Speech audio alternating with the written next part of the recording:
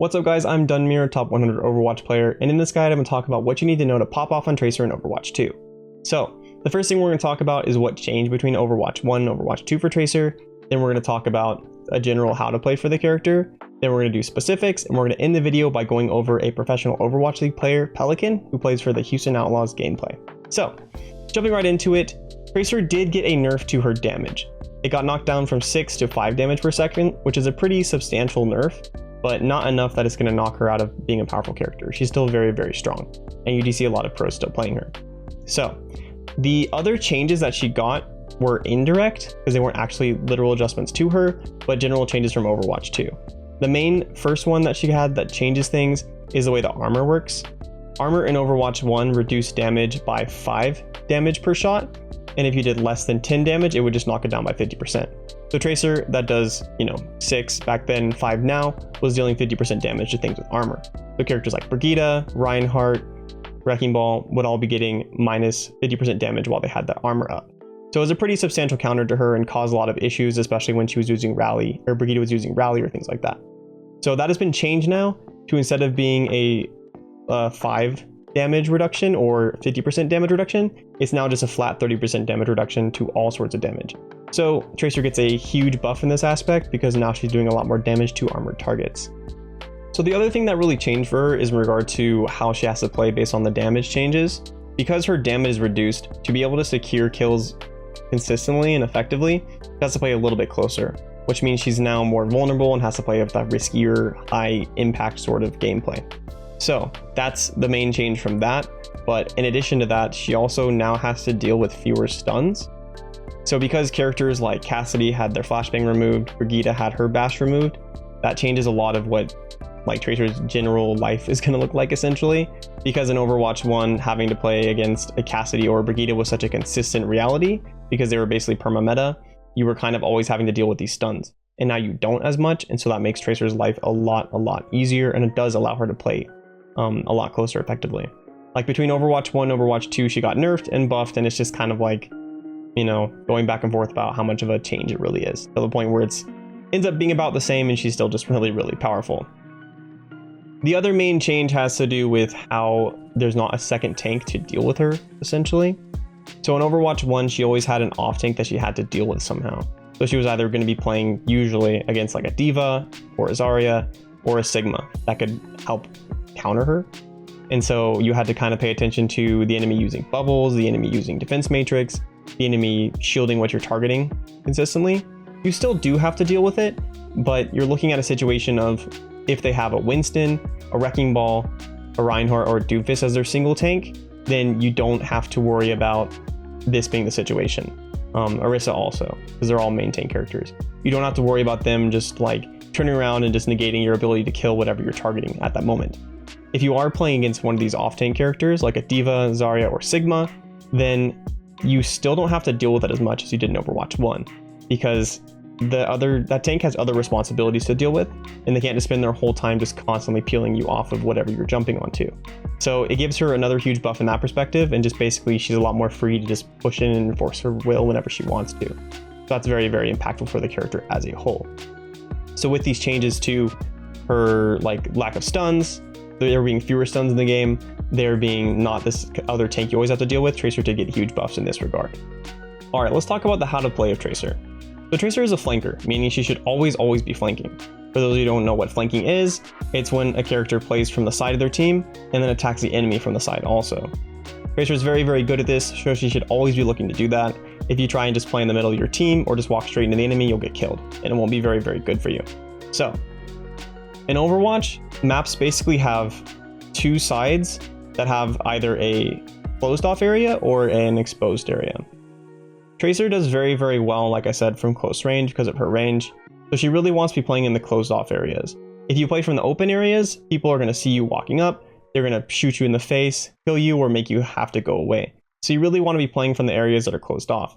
As you can see in this gameplay, Pelican's always going into small rooms and sneaking around the enemy, and that's kind of the concept. On push maps, it can get a little bit funky, but generally in every other map it's like this, and on push maps you can still find these closed off areas.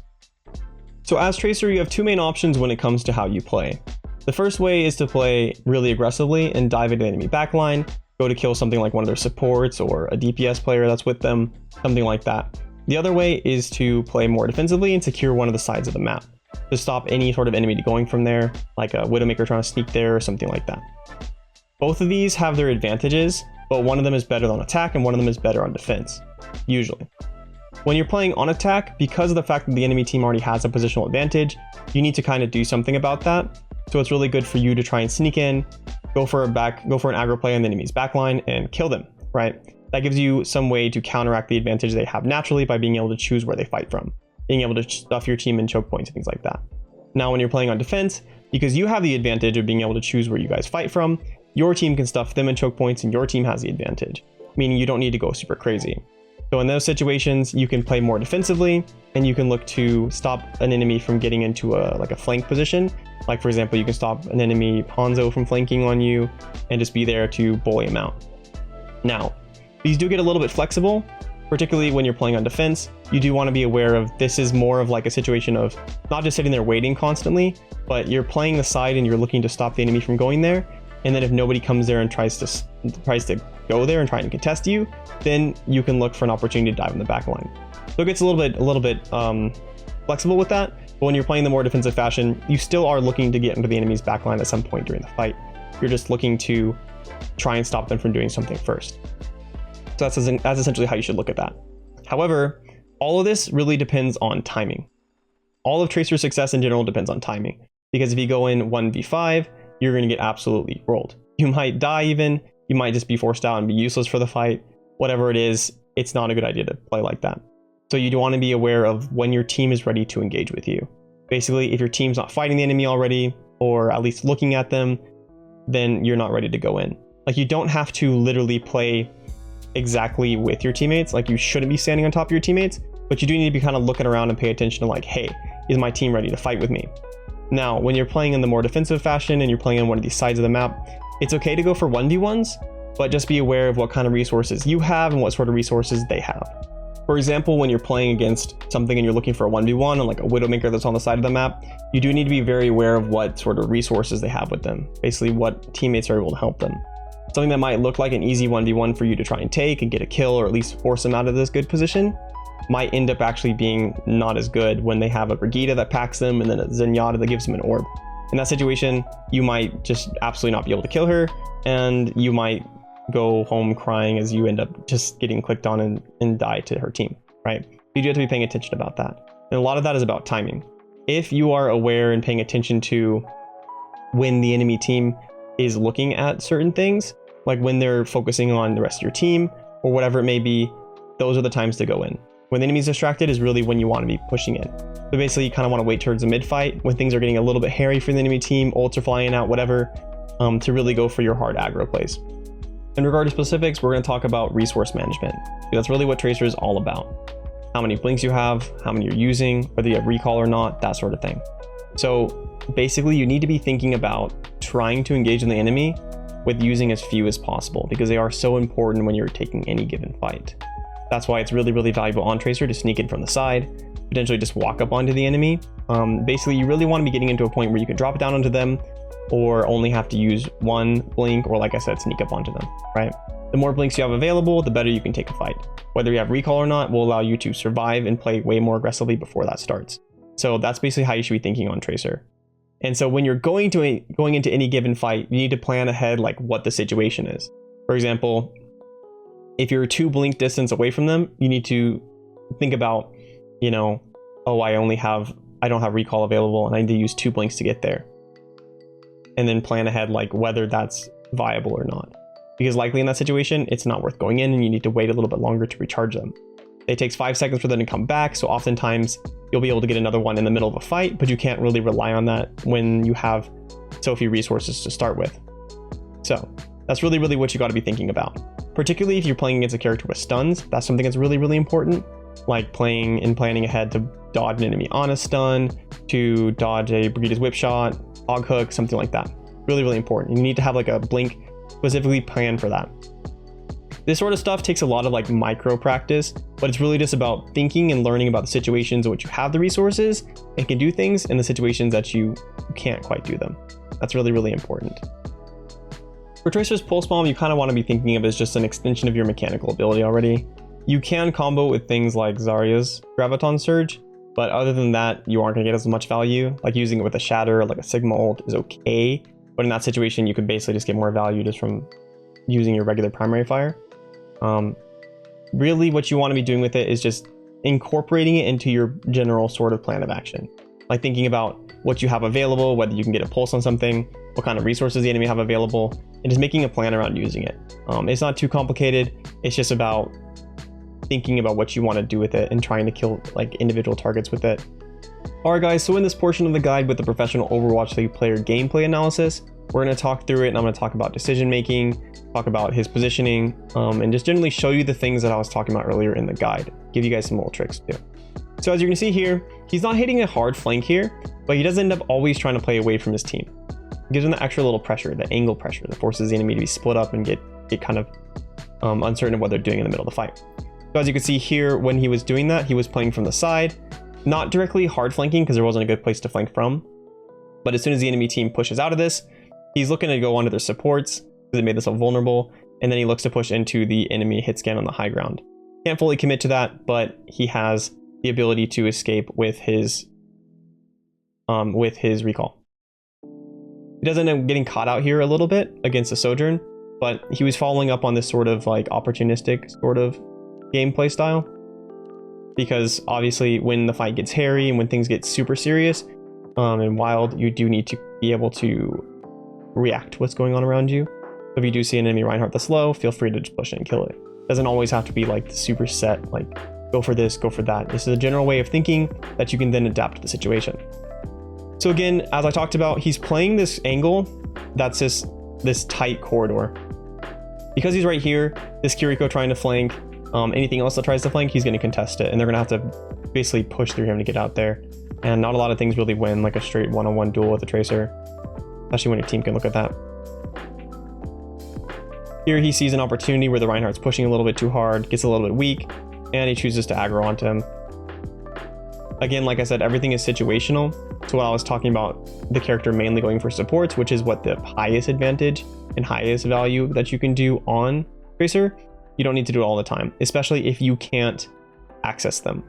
And because of the situation, there's not really a good situation to get there, so he's looking to just poke out whatever starts getting weak in front of him. Here he played his cooldowns correctly, so even though the enemy team does end up getting like a good value on the enemy on his team, he does end up getting a lot out of it. I want to show you a little bit of a mechanical thing you can do here. Tracer is very good at finishing off targets with melee.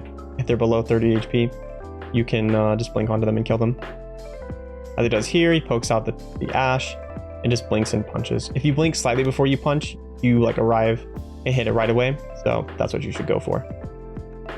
And this is really why Tracer is so strong. Tracer is very powerful, just picking enemies apart when they're not in a tight clump, when they're not like prepared to fight you. And so when things get a little bit weird during the mid fights like that, like they did, like the team went and overextended too far because thought they had an advantage, he was able to punch them. From here, he's just poking at the Reinhardt a little bit. He is dealing a pretty healthy amount of damage on this. This goes to a little bit of what I talked about, where you're wanting to play to counter things more often on defense. So when we're here, instead of him like inting onto one of the supports or something like that, he's just trying to focus out the Reinhardt, who's taking a lot of damage. And because he has a direct access line to the back, he's dealing a healthy chunk of damage. Enough that can force him out, maybe. But when things get a little bit weirder, he's going to go for something more aggressive. Here he would have liked to go for that Ashe if he'd had his recall, but he didn't. And since he didn't have that, he would have had to triple blink to get to her. And so he would have died in the process. And so instead he waited a little bit, looked for other opportunities, and now he's totally destroying the enemy team. And as you can see, he's always playing from side angles. Like even these sort of just like right here's a side angle. It's not a super hard flank per se, but it is a side angle, right? Blinks down here, blinks into the room where the whole enemy team can't see him, secures a kill, and then saves himself with his recall. Always, always, always dashing into rooms, always dashing behind corners. You want to be using cover as much as you possibly can on Tracer, because you are so squishy that any sort of little like random damage you take can kill you. So that's something you want to be careful about. For Pulse Bomb, we're going to see him use it here. He used it earlier on the Reinhardt and secured a kill on him. It is a little bit of like a spur of the moment thing if a situation arises. Oh my gosh, that was a wild little kill there. But you do want to try and mainly look towards killing something that's squishy on the enemy team. They're going to be your easiest kills. You do have to be careful and aware of doing it against like when the enemy team has a Kiriko or a Baptiste, because they can lamp or use the bell on anything that you attack, anything that you pulse bomb, because it does have a predictable timer on it. So it's best to try and kind of like do it away from them, or wait until that's out, or be ready to follow up on it. If you use it on a Baptiste, the enemies will be low after the lamp goes out. You can still get value out of it, but against the protection ability from Kiriko, that won't work. So you do have to be aware of that. Again, always playing from the same spot. When you are playing on defense, it's kind of okay to be a little bit more aggressive. Or sorry, a little bit more consistent and predictable. Obviously, you don't want to be fully predictable, but the enemy doesn't have the resources to like push you out of certain areas. So for you to try and position yourself in them consistently and punish enemies that go there is not like a bad thing, like it would be if you're constantly going from the same angle on offense or something like that. You will see him consistently playing more aggressive when he has his recall up. It's on a decently long cooldown, so it is a heavy expenditure when you do use it, but it does allow you to just push the aggro even more. And until it's done, until it's back up, he plays more like more passively. Even though he is a very powerful character and he's obviously very, very good at this character to play in the Overwatch League, you do always want to be cautious about what resources you have available. Like, it's not this sort of like, okay, I'm just gonna go crazy aggro, I'm gonna go do what I want, I'm super powerful pro player. They get their positioning and they get their understanding of the game from respecting what cooldowns they have and what their resources are available. Like, they do play the same characters as everyone else in the game. So here, if he had his pulse bomb, could have hit a delayed shot into it there with his Zarya, and he would have gotten like great value out of it. But he didn't, so he didn't end up getting as much out of it, or he didn't get like to kill that. Like, yes, the Lucia will usually pulse it, but if you are waiting, or will use their beat, but if you wait a little bit and then pulse bomb towards the end and then damage the target that you're pulse bombing, you'll generally still kill through it, because it does 350 damage. So again, just the whole playing defensively, marking angles, controlling areas of the map. That's what you're going to see a bunch on defense. You also don't have to stick an enemy with the pulse bomb to kill them. Sometimes you can just toss it in an area and they are forced to die to it. If something is slept though, because pulse bomb does 5 damage, you want to put it right next to them rather than put it on them, because if you put it on them, it'll wake them up. So if like a Zarya slept or something, you want to place it right next to her and then damage her right as it goes off and you'll kill her. But if you place it on top of her, she can wake up, bubble herself, and she won't take any damage. So here he's playing very aggro, and something he does here is like intelligent with how he uses his blinks. You don't have to use all your blinks like right away. You don't have to like beeline straight to get out. You can use them more intelligently. Like here he uses one, plays a corner, then uses one more, plays a corner, waits till he has 2, and then he double blinks out. You know, because you can use this you can use the map essentially. And you should always be trying to use the map. It's a super, super powerful thing that you can do. Any sort of damage being tossed in the map doesn't do anything for you. So whether you're playing a DPS, whether you're playing a tank, whether you're playing a support, the map is your best friend, and using it effectively will give you a huge SR growth, to be honest. He's always making sure. And you can see like when he gets the pulse bomb up, immediately his brain becomes a lot more aggressive because he wants to use it on somebody. So right here, he's farming damage off the Winston, playing with his team here, supporting. Like, it's okay to support in those situations. You don't want to like hard stay on your team, but when there's like cleaning up kills or stuff like that, it's okay. And so he does that here. And then as soon as he gets the pulse bomb up, like he's playing for it, he's like, oh, I got it. Oh, well, you just use your jump. Now he knows the Winston doesn't have his jump. They all go into that room.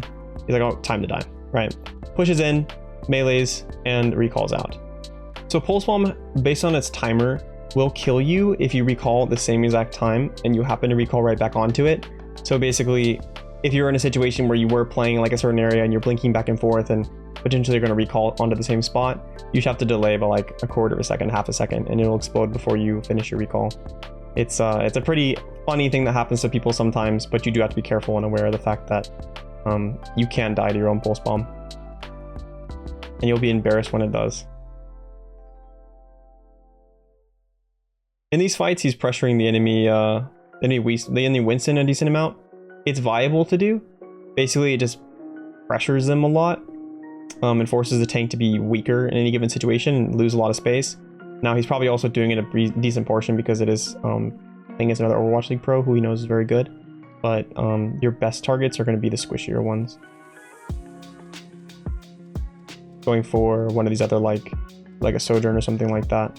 It is just a little bit hard for him to kill some things sometimes when there's like a Kiriko playing and they use their protection ability to like pocket whatever you're engaging on. But even in that situation, you're still taking a lot of resources from the enemy, so it's very viable to do.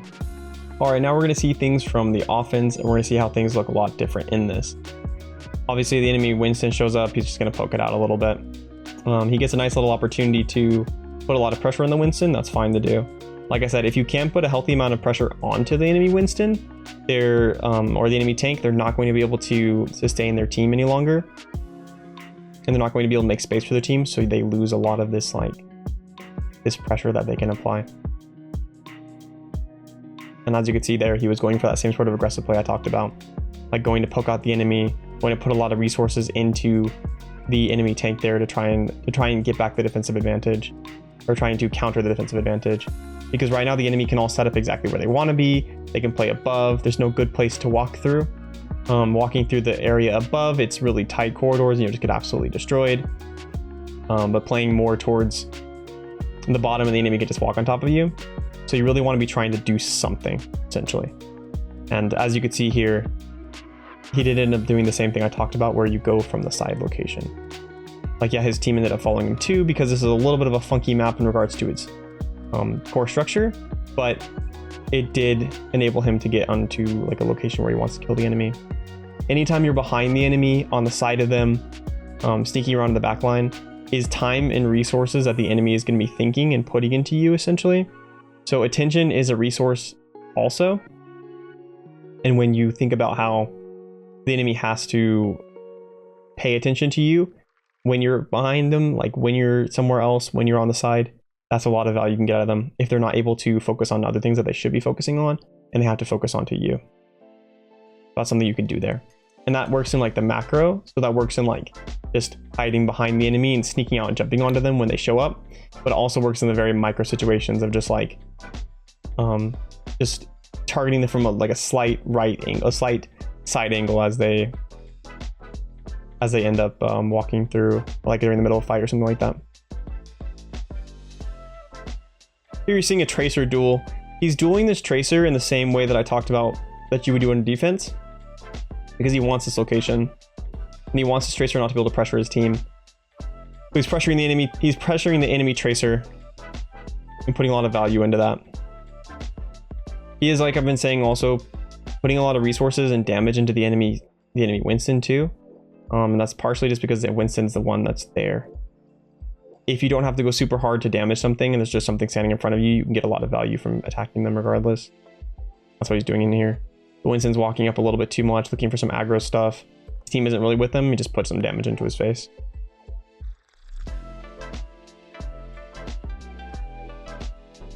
Again, always coming from the side. And Tracer duels are a very unique, complex way of fighting things. You're basically just wanting to try and force them to use their recall first. It's a very difficult thing to like do well, and these are two high-level Tracer players. But as you can see, they're like basically playing footsie from range.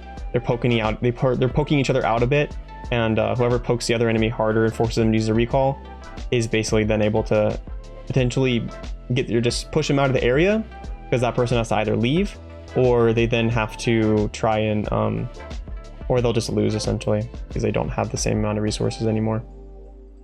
That's what it is. It's basically just trying to poke them out from range. Potentially getting a burst combo with a blink into a melee onto them to finish them off. But it's usually more just poking them down. Like, as you can see, they're both going for blink damages. He had to recall first, so he's going to leave. Because he knows he'll lose to that situation. And Sojourn is scary. Sojourn is definitely scary for a Tracer player. Just a body shot, and he died just with a slight tick of damage afterwards. So you need to be really careful playing into things that do a lot of damage. Playing against like a Junkrat, Sojourn, Echo, or not Echo, Ash. Things that have the potential to just burst you down with their raw damage. They won't all of them kill you immediately. Like a Junkrat primary fire won't one-shot you, but the little tickle damage you'll get from somewhere else will. Here he's heading underneath, trying to force the payload underneath. He wants to push the payload so that the enemy can't play where they are as well. And that is something that is a really good advantage on Tracer if you just push the payload. Payloads kind of determine like when and where fights can occur in a lot of ways. And so if you are able to force the enemy into I can't believe you tried to pulse him there. I would not go for a pulse on Tracer. That was an ego play for sure. But if you are able to force the payload to a point in which the enemy has to back up to contest it, then it can basically secure you an advantage against these like really powerful high ground chokes that they're playing on right now. Here he's going for the Ana. He saw the Ana vulnerable and he's going to go kill her. But because he didn't have the right source of resources here, like right here, after he damaged her, he had one blink only. One blink, no recall. He's not going to engage on that one. You can try, but you'll probably die. And in these sort of games, it's very advantageous to just guard your own life, essentially. Your life is more important than killing someone else in most situations. Not all, of course, but that's something you have to limit test and find for yourself, too.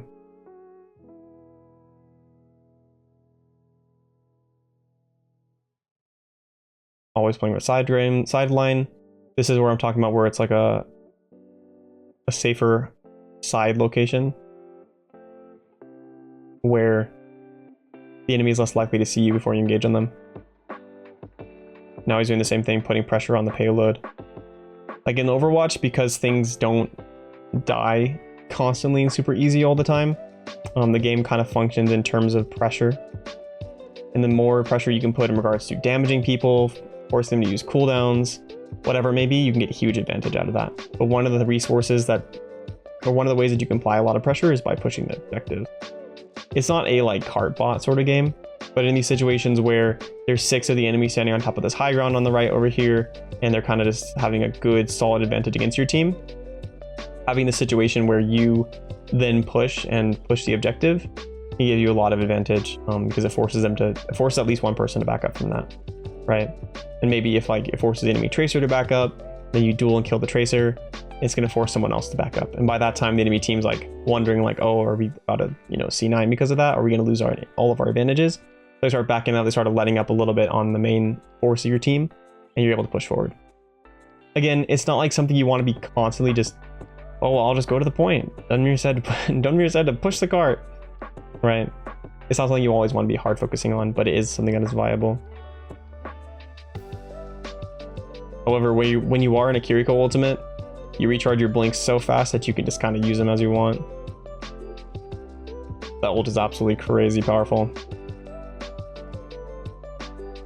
And as you can see here, he does something really interesting where instead of just dashing onto the Sojourn immediately, he tries to predict her movement. Sees her and she's dashing, and so he waits to dive onto her.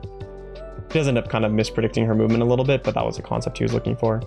Isn't it like when you see an enemy, just pay attention a little bit to what they're doing. Like maybe it's like an Ashe that she's about to coach gun, and so instead of jumping on her right away, you hold it a little bit. You hold it a little bit and then you wait until you go where she coach gun to. And so here he uses his pulse bomb on the enemy Kiriko. It does get a little bit awkward trying to effectively use your pulse bomb against a situation where there is an enemy has a Kiriko, just because she can make her team so invulnerable. So really what you want to be doing is trying to force it out first. If say like instead of going straight for the pulse bomb right here, he just walked into her side and pumped a lot of damage into her, potentially forcing her to then use her ability, he would have had the ability to pulse bomb the Sojourn here, and his team would have been winning this fight. He wouldn't have had to try and die to get that kill either. So it's these kind of micro decisions, but you really need to be trying to think about what they have to counter you, what they have that can stop you from doing what you want to do essentially. And big things like Baptiste Lamp, or Kiriko protection ability, these kind of things will really stop you from doing what you want to do. You have to pay attention to them. If you're looking for some more Overwatch 2 content, then make sure to check out these videos I have right here. Like I said, I'm a top 100 Overwatch player, so I have lots of videos and things to share with you guys.